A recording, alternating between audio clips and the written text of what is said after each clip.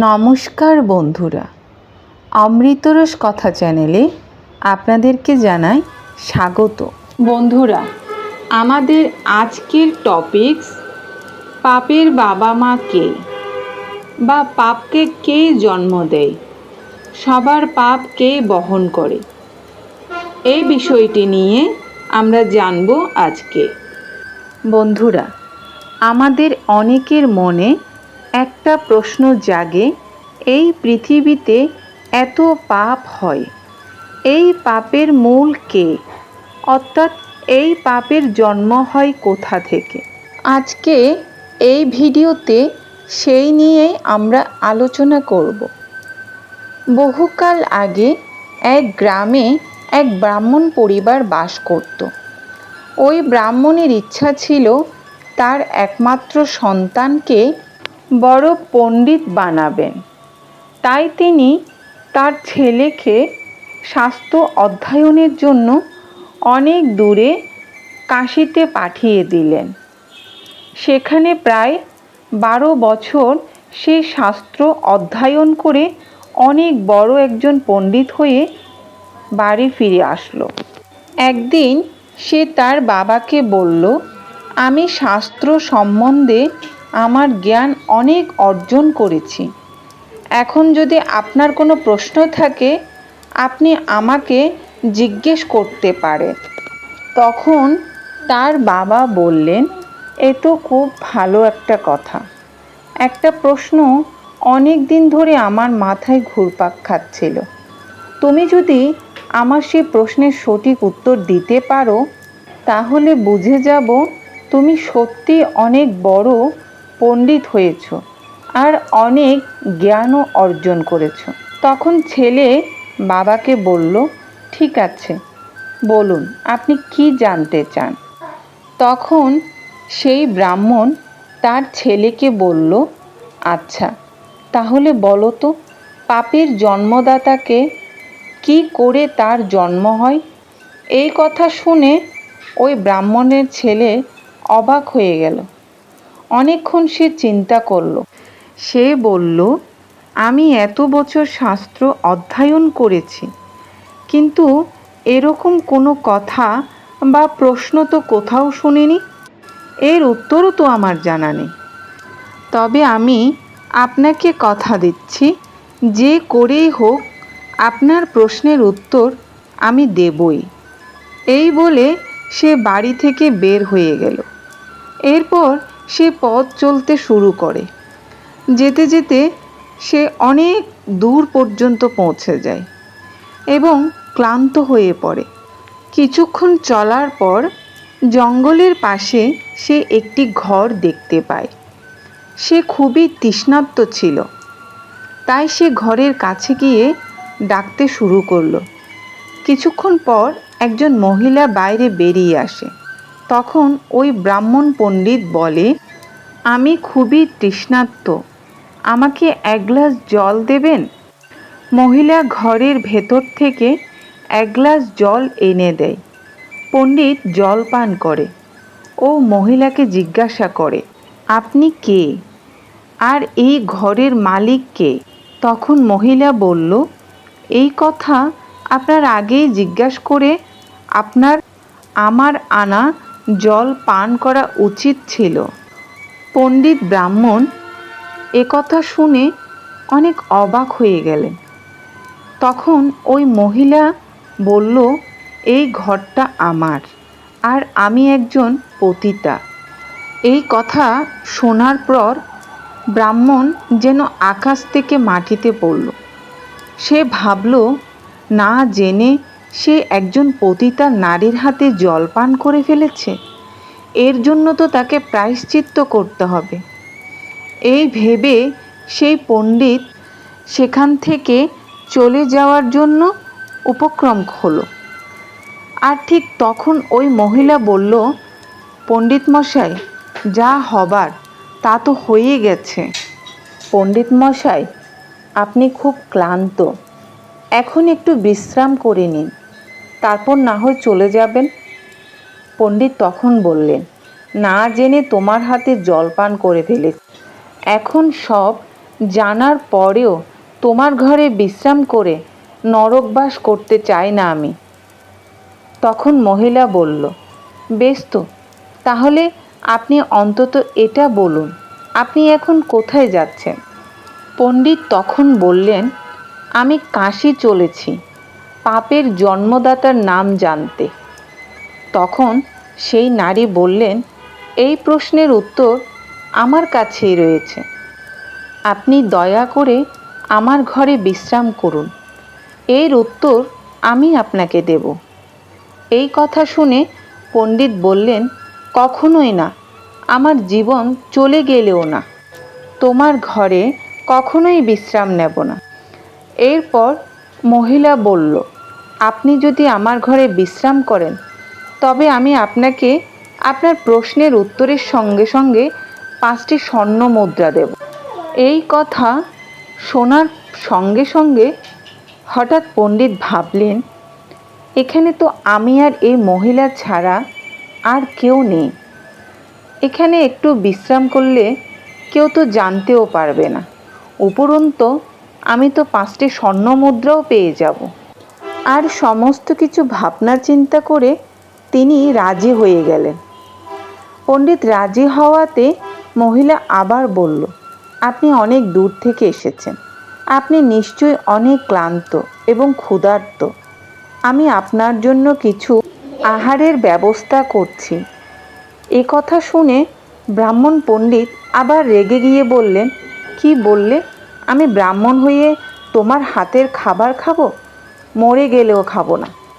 এ কথা শুনে মহিলা বলল, আচ্ছা ঠিক আছে, আমার হাতের তৈরি খাবার আপনাকে খেতে হবে না, আমি সব কিছু এনে দিচ্ছি, আপনি নিজে অন্তত খাবার বানিয়ে নিন আর সেই খাবার গ্রহণ করুন। পণ্ডিত তখন মানা করে দিলেন। তখন মহিলা বললেন, আপনি যদি খাবার তৈরি করে খান তবে আপনাকে আমি আরও 5টি স্বর্ণ মুদ্রা দেব। এই কথা শুনে পণ্ডিত এবার সত্যি অনেক লোভে পড়ে গেল এবং বলল, ঠিক আছে, তুমি যখন এত করে বলছো, ঠিক আছে, তখন আমি খাবার বানাবো, তবে তুমি দূর থেকে জিনিসগুলো রেখে চলে যাবে, আমার কাছেও আসবে না। এরপর মহিলা খাবার তৈরি করতে যা যা প্রয়োজন সমস্ত কিছুই জোগাড় করে দিলেন। কিন্তু পণ্ডিত যখন রান্না করবে বলে তৈরি হচ্ছিলেন, এমন সময় মহিলা এসে বলল, পণ্ডিত মশাই, কিছু যদি মনে না করেন আমি একটা কথা বলতে চাই। আমার অনেক দিনের ইচ্ছে ছিল, যদি কোনো একজন ব্রাহ্মণকে আমি নিজের হাতে একটু রান্না করে খাওয়াতে পারতাম তাহলে আমার এই জীবনটা সার্থক হতো। তাই আমি বলছিলাম যে আমি কিছুটা রান্না করি, বাকিটা না হয় আপনি রান্না করবেন। আপনি যদি আমাকে রান্না করার অনুমতি দেন তবে আমি আপনাকে আরও 5টি স্বর্ণ মুদ্রা দেব। আপনি দয়া করে আমার এই ইচ্ছেটি পূরণ করুন। স্বর্ণ মুদ্রার কথা শুনে পণ্ডিত তো এবারে আরও অনেক বেশি লোভে পড়ে গেল এবং তার প্রস্তাবে তিনি রাজিও হয়ে গেলেন। মহিলা এবার সমস্ত খাবার তৈরি করে দিয়ে চলে গেল। পণ্ডিত খাবার নিয়ে খেতে যাবে, অমনি ওই মহিলা আবার এসে বললেন, পণ্ডিত মশাই, আমার একটা ছোট ইচ্ছা রয়েছে, আপনি যদি কিছু মনে না করেন আমি আপনার কাছে আমার সেই ইচ্ছাটা প্রকাশ করতে চাই, আর আপনি যদি আমার ইচ্ছা পূরণ করেন তবে খুব ভালো হয়। তখন পণ্ডিত বললেন, কি ইচ্ছা বলো? মহিলাটি তখন বলল, আমার অনেক ইচ্ছে, আমি আপনাকে নিজের হাতে খাইয়ে দিতে চাই।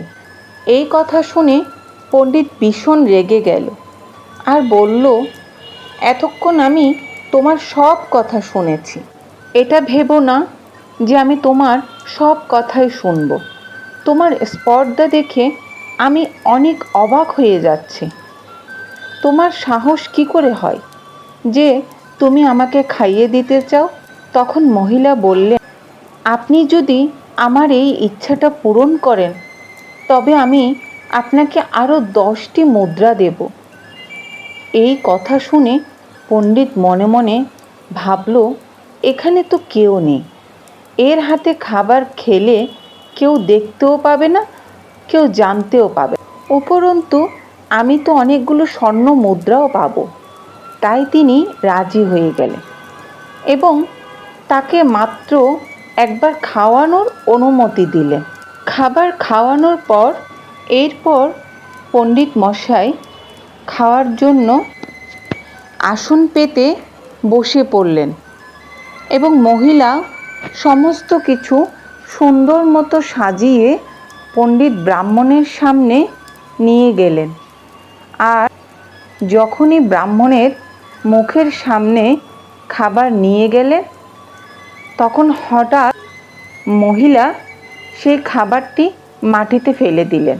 মহিলার এ হেন আচরণ দেখে ব্রাহ্মণ ভীষণ ক্ষুব্ধ হলেন এবং তিনি বললেন, তুমি কি জানো তুমি ব্রাহ্মণের খাবার মাটিতে ফেলে দিয়ে কত বড় অপরাধ করেছ?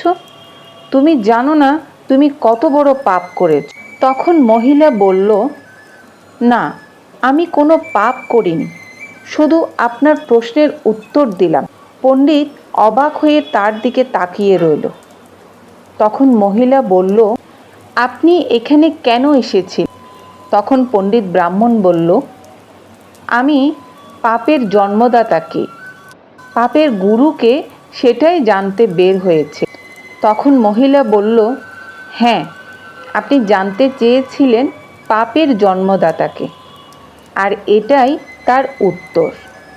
তখন পণ্ডিত বললেন, মানে এটি কিভাবে আমার প্রশ্নের উত্তর হতে পারে? তখন সে মহিলাটি বলল, আপনি জানেন আমি একজন পতিতা।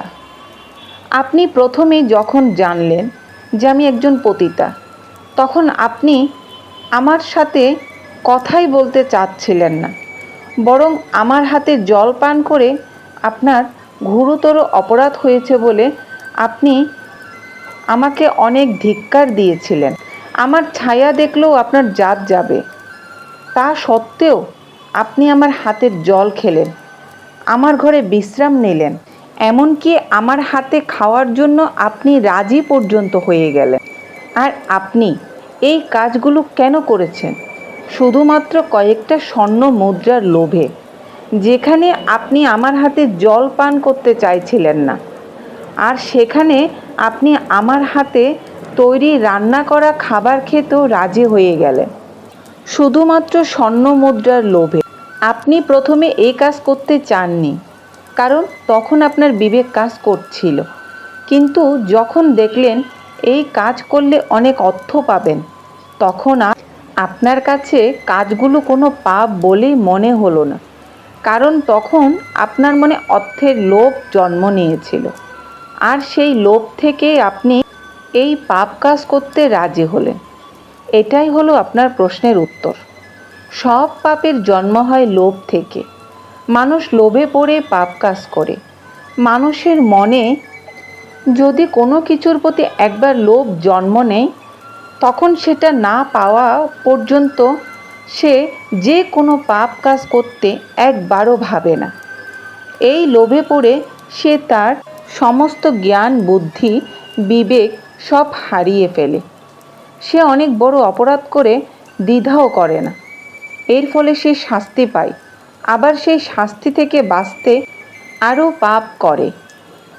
পরে হয়তো মানুষের আফসোস হয়, কিন্তু আফসোস করলেও পুরনো কোনো কিছুই সে ফিরে পায় না।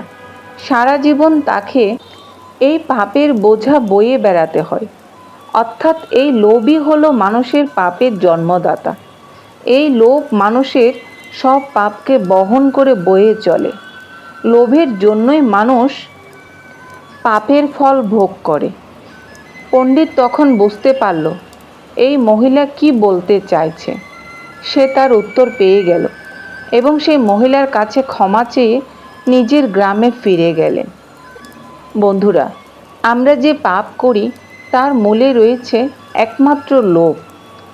যে কোনো জিনিসকে পাবার ইচ্ছা আমাদেরকে অনেক বেশি লোভী করে তোলে।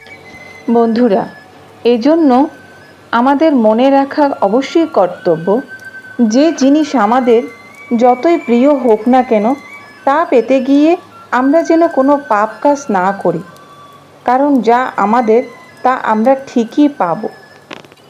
কিন্তু যা আমাদের নয় তা পেতে গিয়ে কোনো বড় অপরাধ করে ফেললে সেই পাপের শাস্তি কিন্তু আমাদেরকে পেতেই হবে। বন্ধুরা, আজকের ভিডিও এ পর্যন্ত। ভিডিওটি ভালো লাগলে অবশ্যই একটি লাইক, কমেন্ট ও শেয়ার করে দেবেন।